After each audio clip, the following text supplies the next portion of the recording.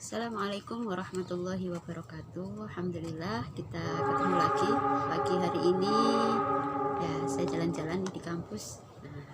Dan kita sedikit nanti akan membahas apa yang beberapa waktu terakhir ini lagi ramai diperbincangkan, yaitu soal apa yang statementnya dari Menteri Agama yang waktu itu sedang membuka Annual International Conference on Islamic Studies ISIS gitu ya, di Surakarta di tanggal 25 Oktober yang lalu, yang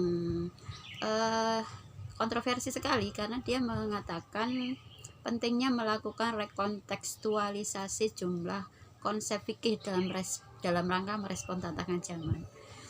Jadi apa ya, kalau saya melihat ini dari sisi judul atau apa yang disampaikan saja, merekontekstualisasi syariat itu kan sebenarnya sudah baku ya. Artinya kalau kita kembalikan kepada ayat Allah, a'udzubillahi minasyaitonirrajim, al-yauma akmaltu lakum dinakum wa atmamtu 'alaikum ni'mati wa raditu lakumul islam madina. Yang kapan hari itu ditafsirkan ulang oleh seorang kiai haji ya, yang ada para ulama yang lain atau tokoh yang lain ya dari kalangan kaum muslimin. Seorang kiai haji juga yang menyampaikan, beliau ini adalah teman dulu ketika masih kuliah di Timur Tengah, tapi belakangan kayaknya yang kemarin meragukan gitu ya, bahwasanya Islam itu nggak sempurna, nggak ada sesuatu yang sempurna di dunia ini. Kan Al-Quran itu bukan produknya manusia, tapi Al-Quran itu produknya Allah Ta'ala, dia firman Allah gitu. Bagaimana kemudian dia mengatakan bahwasanya itu sesuatu yang nggak sempurna? Tidak ada yang sempurna. Kalau buatan manusia nggak ada yang sempurna, tetapi itu kan Quran itu ayat Allah gitu, itu adalah firman Allah. Bagaimana dia meragukan kesempurnaan dari ayat Allah begitu.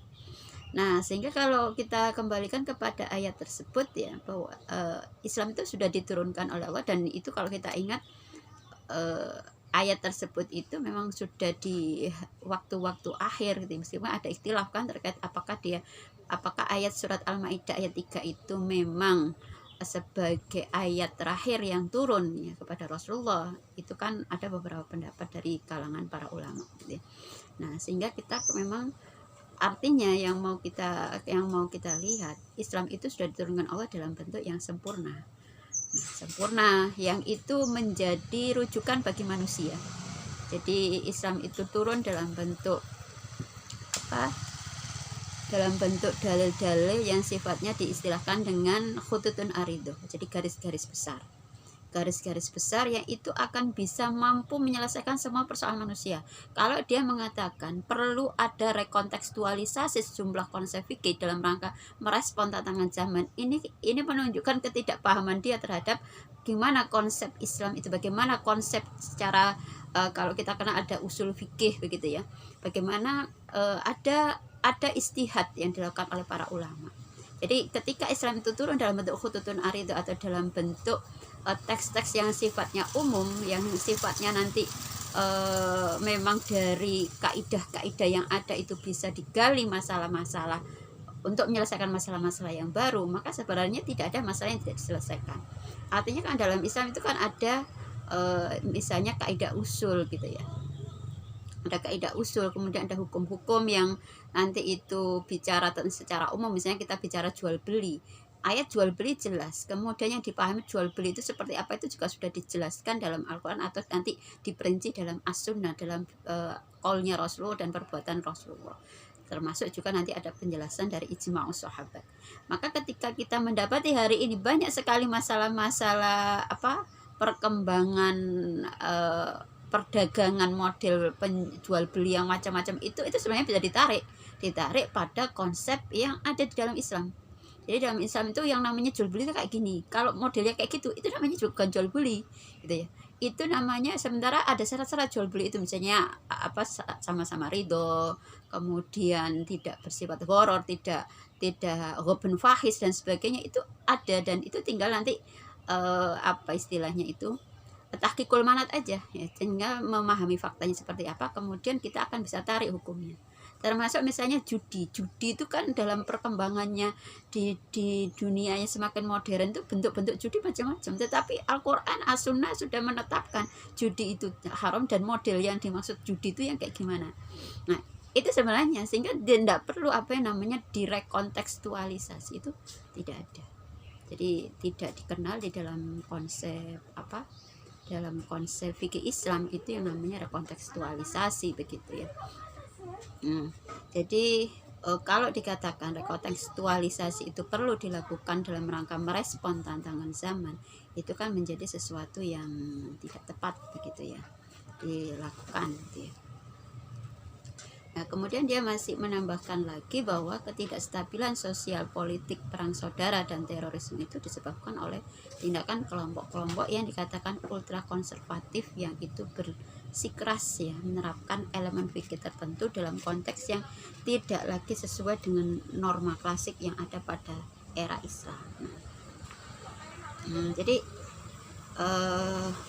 apa ya, kita semakin jelas melihat arahnya itu kemana. Kalau tadi dia mengusulkan ada yang namanya rekontekstualisasi dalam rangka merespon tantangan zaman, yang itu sama sekali tidak dibutuhkan oleh Islam ya. Syariat Islam yang sudah sempurna dan lengkap itu, dan sebenarnya bisa nanti diterapkan dalam konteks hari ini pun, di abad 21 itu pun juga bisa gitu ya, bisa diterapkan.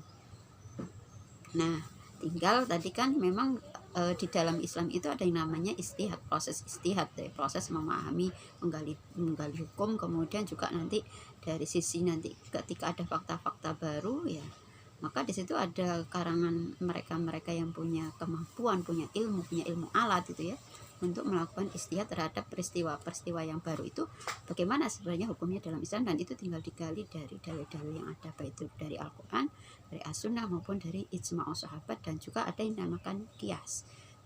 Nah qiyas ini kan ada hukum-hukum ya dalam ada ayat-ayat itu ataupun dalil itu yang nanti dikatakan di situ mengandung ilat. Ada dalil-dalil itu yang mengandung ilat hukum. Maka ketika di dalam satu fakta atau hal yang mau kita hukum itu ternyata memang di situ ilatnya ada, maka hukum itu berlaku pada fakta tersebut gitu ya. Nah ketika ketika kita berbicara misalnya larangan untuk kalau kita lihat di dalam surat Al-Jumu'ah terkait dengan perintah sholat, misalnya sholat Jumat gitu. Nah, di situ kan sebenarnya ada ilatnya kenapa tidak boleh jual beli di situ. Nah maka disebutkan bahwasanya ilha'us sholat, jadi aktivitas jual beli itu ketika pas sholat Jumat itu adalah ilha'us sholat atau melalaikan sholat gitu, sholat Jumat itu. Maka nanti semua hal-hal yang di situ memang ada terwujud apa yang dikatakan sebagai ilat, yaitu ilha'us sholat, maka kegiatan-kegiatan yang lain itu bukan hanya terbatas pada jual beli, tapi juga kuliah, kemudian kerja, macam-macam itu bisa masuk dalam kategori sesuatu yang ilha'us sholat itu. Nah proses yang seperti itu sebenarnya sudah cukup, jadi sudah mencukupi perangkat-perangkat yang ada di dalam Islam itu sendiri untuk bisa menjawab tantangan zaman tadi, dan itu tidak perlu ada yang namanya mengkontekstualkan gitu ya. Jadi konteksnya itu ini istilahnya kan sebenarnya intinya ya gampangannya ngono ya. Rekontekstualisasi itu adalah menyesuaikan syariat itu dengan fakta. Nah, jadi itu catatannya. Jadi menyesuaikan syariat dengan fakta itu yang terjadi.